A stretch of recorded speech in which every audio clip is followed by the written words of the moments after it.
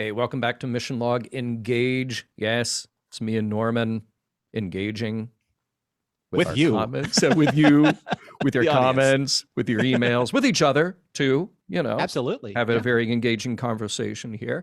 Yes, so this is a show where we dig deep in an unrehearsed, unexpurgated, unwritten way with your comments. And I'm just going to get right to it here. This one is, wow, okay. This is cool. Sean, thank you. Like I say, we're going to share the positive, the negative, a little bit of this, a little bit of that.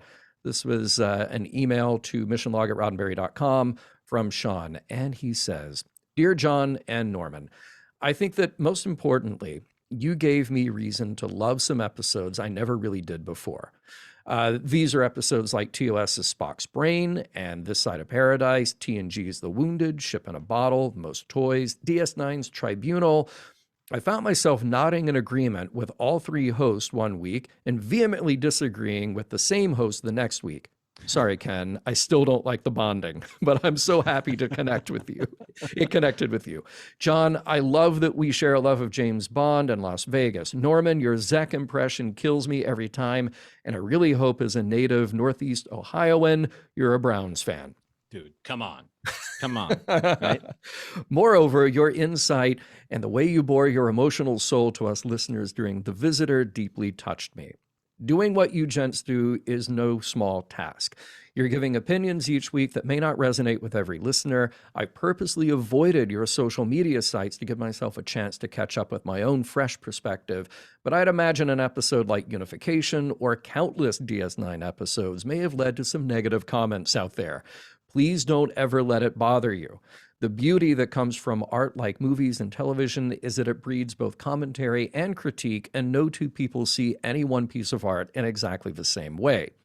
What unites us as lovers, and in this case listeners of Trek, is our love of Gene's vision and the continuing vision of people like Ira Stephen Bear, Brandon Braga, Michael Piller, J.J. Abrams, Justin Lin, and all those currently working to exponentially expand this universe for Paramount.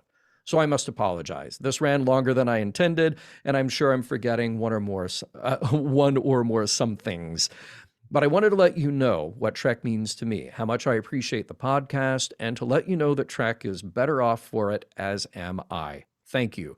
To close, I'll simply paraphrase one Miles Edward O'Brien and raise my glass to you to say to John, Norman, and all hosts of Mission Log, past and future, to the sweet sound of their voices. Much appreciation, Sean. Aw. Thank you, Sean. I did trim that one. Yeah, I trimmed that one a little bit, so it starts kind of in the middle. But thoughts, comments, feelings, Norman, share with the group. Well, I really appreciate what Sean says here, because I think that even in the email that we wrote, the podcast review that we read on episode 1, there are positives and negatives for every listener that listens to Mission Log. That, I think, is just the law of averages. And it is difficult to go out there and say, okay, this is our opinion on a show that has been seen by millions of people. We have the great opportunity, John, you and I, to sit behind these microphones and to represent a certain opinion and a certain format for the Roddenberry Podcast Network for Mission Log. That's what we get to do.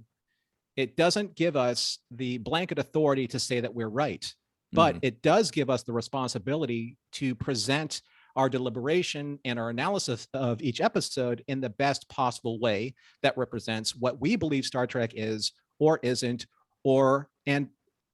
and expand our opportunities to learn more about what we may or may not be comfortable with while watching certain episodes. There are opinions of mine that I've changed just because my worldview changes. So the same person that I was watching episodes from the past isn't the same person I am now watching episodes in the present. That is the reality of life. It changes every day. The opinions that I had on a certain episode 3-4 months ago can radically change if I radically change. Yeah. But we are talking about snapshots in time based on our reviews. And I think that most of the time, even if we don't find agreement everywhere, at least we can say that we did the homework in trying to bring a solid argument for or against an episode. I think that's what's so interesting. I've said before, and I love this quote that, art is never finished, it's only abandoned. Mhm. And here we are, several steps removed.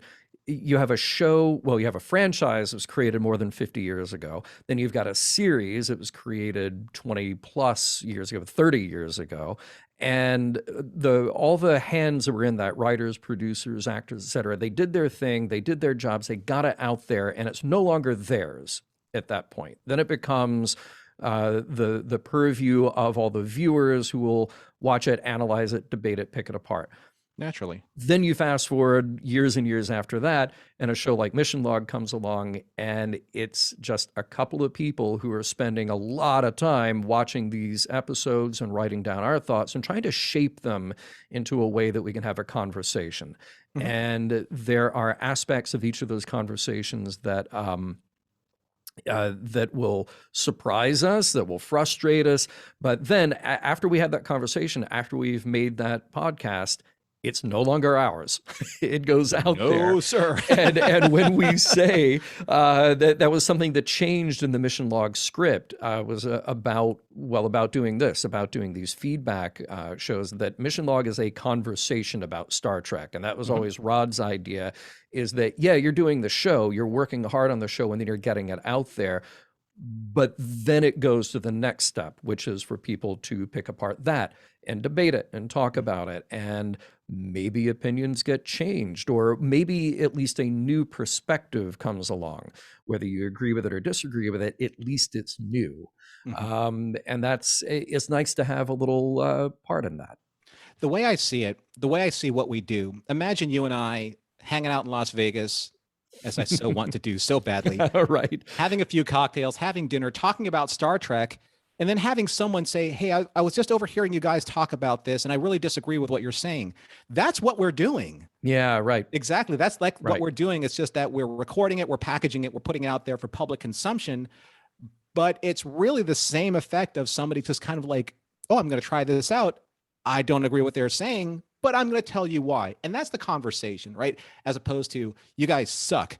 That's not a conversation. No, right? that is the famous drive-by. Yeah, Exactly. yeah, And that's what we exactly. want to do here. And that's why we Yeah. encourage people to continue to write in. That's why we say at the very beginning of every mission log, please submit your comments to us and we will use them on an upcoming episode of Mission Log. We may use them. And Yeah. that's why we're doing Yeah. this, because we are now using them, which are very valuable pieces of feedback and information for us. There you go. And your opportunity to engage with us on this is youtube.com/Roddenberry Look for the playlist called Mission Log Engage, and then send us your comments at missionlog@roddenberry.com, or find us on Facebook and Twitter at Mission Log Pod. And remember, we may engage with your comments on air.